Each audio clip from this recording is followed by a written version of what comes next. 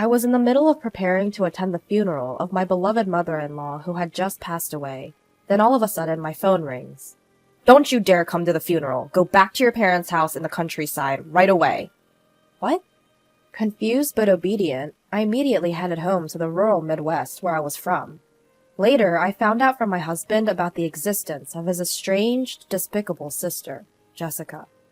"So Mom's dead, huh? How much of the inheritance do I get?" The audacity of her trying to profit from my mother-in-law's inheritance. Unforgivable. I decided then and there to protect my mother-in-law's honor and fight against this vile sister-in-law. In the end, after a fierce war of words, my sister-in-law ended up in a dark, cold cell. My name is Kristen, a typical housewife. I'm married to Charles, a company employee, and we lead a blissfully happy life together. I've heard that many women struggle with their relationships with their husband's family after marriage, especially between a daughter-in-law and her mother-in-law, where there are often rumors of covert and brutal conflicts. I, too, had such a gloomy perception. However, fortunately, I've been able to lead a worry-free marital life in that regard. Yes, I had a great relationship with my husband's mother, Charlotte. For instance, "Kristen, what do you think of this cardigan? I knitted it thinking it might suit you." "For me? Thank you. It's adorable, and your knitting is really impressive." "I'm glad you like it. The wind is getting chilly, so be careful not to catch a cold." "Absolutely. Hey, if it's all right with you, could you teach me how to knit sometime?" It was just like that. Charlotte's smile was always filled with warmth and kindness. I owed her so much. She had even helped us financially at times. I loved my gentle mother-in-law and considered her like a second mother. But then, "Kristen, Mom passed away in the hospital." I received the news of Charlotte's death just the other day. I was shocked by her passing, and for a while I could hardly eat anything. But I guess that's reality, and I have to accept it. Come to think of it, Charlotte had been diagnosed with terminal cancer a few years ago and had been undergoing chemotherapy treatment ever since. It must have been a really tough fight. Whenever I visited her, Charlotte always greeted me with a smile. Surely she was doing her best not to worry us. I couldn't stand around just crying for her. I decided to send her off with a smile. With that in mind, I was getting ready to attend my mother-in-law's funeral, which was to be held at my husband's family home. Then, all of a sudden, my cell phone, sitting on the table, started ringing. Curiously, I checked my phone and saw my husband's family's number displayed on the screen. My husband had gone ahead to prepare for the ceremony. Maybe he'd forgotten something. I casually picked up the phone and put it to my ear. However, "Kristen! Don't come to the funeral. Go back to your parents' house in the countryside right away." My husband's frantic voice echoed from the phone. "Wait, what? You want me to go back to my parents' house? Why are you in such a panic?" "Sorry, we had a bit of a problem at the venue. I'll explain everything once we meet up." Naturally, I was confused by my husband's words. What on earth was he talking about when he said problem? And I'd never seen him so flustered before. "All right, calm down. For now, I'll do as you said and head to my parents' house." "Take a cab. I'll be right there. Bye." With that, he hung up. Truth be told, my mind was filled with question marks. But if Charles said so, there must have been a good reason. So I changed my plans to go from my husband's family home to my parents' house under significant pressure. "Kristen, what's going on? Today's Charlotte's funeral, isn't it?" "Well, come in first. We'll talk inside." When I explained the situation, they were just as puzzled as I was a moment ago. However, without my husband's arrival, there was no way to elaborate. We nervously waited for my husband to arrive. About an hour later, my husband burst into the house. "Kristen, are you okay?" "I'm fine, but what happened to your hand?" Looking, I saw that my husband's hand was wrapped in a bandage. My husband touched his injured hand, making a terribly difficult expression. Next, he started to explain what happened at his parents' house and the whole circumstances surrounding it. Apparently, my husband has a sister 3 years older than him named Jessica. But this Jessica was a very undutiful daughter, causing troubles for the family from a young age. It turns out she's had more run-ins with the police than one could count. His mother Charlotte never gave up on such a daughter and always kept apologizing to people around them. And she even took responsibility for the debt that Jessica created. I'll definitely pay it back, okay? Please, Mom. She believed her daughter's words, but Jessica betrayed that promise and left home. Jessica was cut off from my husband's family, and it has been a no-contact situation until today. And then Jessica showed up at his parents' house on the day of her mother's funeral. After so much time, one might think she would have grown a bit. However, the words that came out of Jessica's mouth were, "So Mom's dead, right? How much of the inheritance can I get?" Of course, my husband was furious with her attitude. Was that the first thing to say after their mother's death? He went on to angrily tell his sister that she was disinherited a long time ago. And also, to Charlotte, her daughter was no longer Jessica, but Kristen. In other words, me. What? Kristen? Who's that woman? It's ridiculous if she can inherit and the real daughter can't. Upon hearing the truth, Jessica became enraged, her face turning red. Then she snatched my husband's phone and stormed out of the house in her car, hurling hostile words towards us. Apparently, the injury to my husband's hand was from her biting him at that time. I remotely locked the phone right away, but it seemed she might have found out our house location and Kristen's face from the contact list and photos. Oh my, I can't believe my ears! I was speechless for a moment after hearing my husband's words. I was surprised to learn for the first time that Charlotte had a daughter, and it was even more shocking that she was such a terrible person.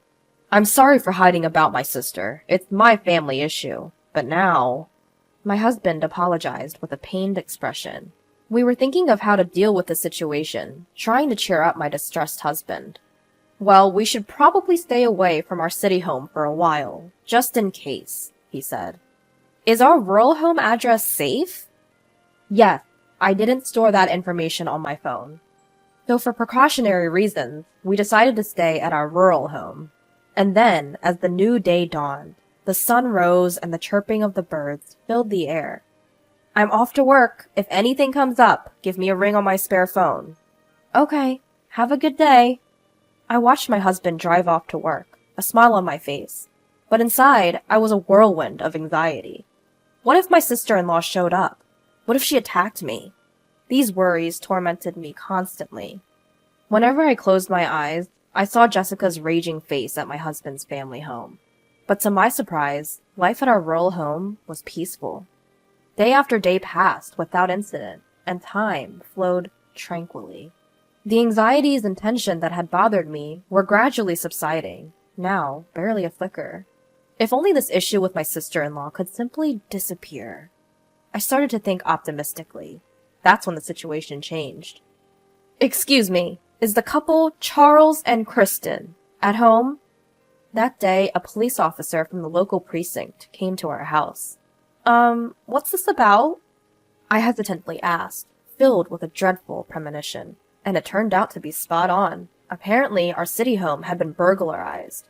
The police had just received a call from the scene. I contacted my husband to tell him what happened, and we rushed back to our home together. And when we arrived, sure enough, the house had been ransacked. Every drawer was open, as if a storm had swept through. Is there anything missing? The officer asked. Well, let's see. Urged on, we checked the inside of our house, under the supervision of a police officer. Our bank books and other valuables seemed safe, for now. However, a few $100s that should have been in our dresser were gone. By the way, according to a neighborhood investigation, a suspicious woman had been spotted around here several times over the past few days. This woman was reportedly shouting in front of our house, yelling things like, "Come out!" and "Pay me back!" Charles, could that be? I'm pretty sure. I'd bet 90% sure that it's Jessica. My husband nodded while looking at me. We explained the recent issue with my sister-in-law to the police. The matter of the disrupted funeral, the stolen smartphone, and my husband's injured hand, the police responded rather smoothly. It was probably because we had previously reported the smartphone incident to them. Afterward, we had to give a more detailed account at the police station and didn't get back to our rural home until it started to get dark. The burglar was caught soon afterward. As expected, the culprit was Jessica, my sister-in-law. According to the police, she was audacious enough to stay in a hotel near the crime scene after the burglary. She was supposedly taken into custody while nonchalantly receiving a massage from room service. Of course, she paid for all of this with the money she stole from our house. Even though she admitted to the crime, she was denying the burglary. Although I didn't understand the details, it seemed that when the crime involved family, things weren't so straightforward. Anyway, we were called back to the police station again. Guided by the officer in charge, we were led into the room, and there sat a brunette woman, sulking in her chair. Suddenly, she blurted out indignantly, "Charles, how could you do something like this to your own family? It's unbelievable." Jessica showed no remorse at all. In fact, she didn't even seem to think she had done anything wrong. She probably acted like this during the police interrogation too. According to her, she didn't enter the house with the intent to burglarize it. She claimed she had come to discuss inheritance matters, but since we were always away, she had no choice but to break the window and enter. Even the money she stole was only necessary for her to stay in a nearby location, so she said. In other words, it was all our fault. What a short-sighted and selfish way of thinking. To think that such a dangerous person harbored resentment against me. If I had bumped into her while I was alone, who knows what could have happened. The thought alone made me shudder. Meanwhile, my husband Charles and my sister-in-law were engaged in a heated argument. "You've got some nerve showing up after all these years and pretending to be a part of the family. Give me back my phone, will ya?" Fine, I'll give it back. You locked it right away so I couldn't even use it properly. Just like you, huh? Besides, family is family, isn't it? Both Mom and I cut ties with you a long time ago. That means you have no business with her inheritance. Oh, about that. Leaving all her money to a stranger's daughter instead of her own. Was the old hag out of her mind or what? Please, stop saying such disgraceful things. Before I knew it, I found myself shouting. I couldn't stand her disrespecting Charlotte. But Jessica shot back, glaring at me and sounding quite annoyed. "You're that Kristen woman, right? The one who stole the inheritance that was supposed to be mine." "No, I didn't steal anything. I mean, what do you mean?" With that, Jessica started bearing down on me. I hate to admit it, but her intense stare had me frightened. I lost the words I was about to say. Jessica seemed to see right through me, snorted, and began to laugh, looking as if she had just won a victory. At that moment, the police officer sitting with us coughed lightly and stepped in. "Let's all calm down, folks. It seems there's a lot going on, so why don't you have a family discussion first?" He must have decided it was a family matter from our exchange. "We can discuss the matter of the charges and everything else later," he said, bringing the situation under control. Later on, we set up a formal discussion at our in-laws' home. In a living room covered with carpet, Charlotte's relatives gathered around a large table. In the midst of this tense atmosphere, it was Jessica who spoke first. "If you give me my share of the inheritance, I'll let all the past rudeness slide. You should be grateful to generous me." Jessica was still as arrogant as ever. Well, it was to be expected. There was no way someone who hadn't changed in over a decade would change in just a few days. Every time she opened her mouth, she kept insisting, "Give me the inheritance! Drop the charges!" Of course, we had no intention of meeting her demands. "We've said it over and over. You were disinherited, so you can't receive any of Mom's inheritance." "Well then, why don't you guys give me some money after you receive the inheritance?" "There's no way that absurd idea is going to fly," my husband said, visibly frustrated. I calmed my husband and then turned to her, doing my best to remain level-headed. "Jessica, did you read all of Charlotte's will? There was a section about you too." "I'm only interested in the part about the inheritance. The rest is probably just her grievances against me." "No, Charlotte was concerned about you. She was filled with regret." "Well then, she should have given me the inheritance, even more so." With that, Jessica scoffed in annoyance. My blood was boiling, yet I felt overwhelmingly sad. She saw her own mother, Charlotte, as nothing more than a convenient tool. Charlotte didn't give you any money because she knew she couldn't change you with it, I said without waiting for her response. "I can't let a despicable person like you have even a cent of Charlotte's money." "You're telling me you've got some nerve. considering you're not even blood related. I don't want to hear that from someone who dismissed their own blood ties. Facing my words, Jessica faltered for a moment. Then her eyes narrowed sharply, glaring at me. It's an ugly, terrifying look. But this time, I couldn't look away. There's nothing more to discuss. Please, leave now, I said, locking eyes with the intimidating Jessica. Suddenly, Jessica lunged across the table at me, either out of rage or fear. But she was immediately restrained by my husband and other family members present. 10 minutes later, she was forcefully escorted out by the police who arrived at the scene. All the while, she continued spouting off insults, but by the time she was put into the patrol car, she had completely lost her spirit, slumping her shoulders. Afterwards, I heard Jessica ended up in prison. Our report of the incident had been officially accepted. Apparently, Jessica had a large amount of debt from loan sharks. It seemed that her obsession with Charlotte's inheritance was due to this hidden circumstance. Regardless, she is expected to lead a miserable life, never to see the light of day again. She just doesn't understand a parent's love. She made her bed, now she has to lie in it. We were reflecting on the recent events in our home, which was finally neat and tidy again, after a long time.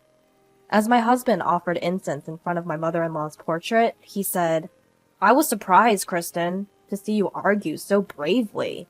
Well, that's because I read mother-in-law's will again. The truth is, I had read my mother-in-law's will again the day before talking with my sister-in-law. I hadn't really had the time to thoroughly go through it before. The will was filled with Charlotte's passionate feelings, almost like a letter. Every word she had written stirred me up. Charlotte had always been concerned about her child. Without leaving a single grudge, she worried about her well-being. And she bravely departed for heaven, hoping for our happiness as a couple. She would have wanted to do many things for her real daughter. As I held my cardigan tight, I started to tear up thinking about my mother-in-law. Seeing me like that, my husband tried to cheer me up. "Kristen, would you knit something for me too?" "Sure, I'll show you mother-in-law's knitting technique," I said, wiping the tears from the corner of my eyes with a smile. We'll make good use of her inheritance. From then on, I vowed in my heart to live a happy life for Charlotte's sake as well.